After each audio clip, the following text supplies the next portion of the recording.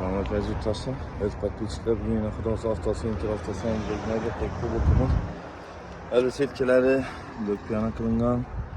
Abizlerimiz var. Pakaya itanen klapan.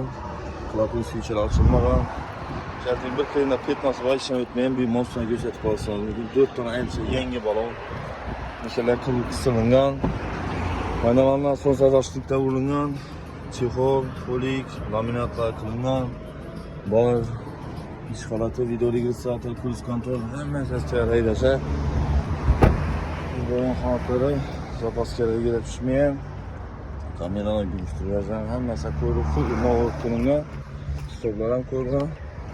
Özür taşlar, bu hafta kıta kızı kurçulap olsa 2 gün sonra iki kereslerinden nakit kerem koyduğuyla. Tabii ki. Gelesi hafta kredi bar teraba. Manzarımız 9'un ahırı Kapital Bank.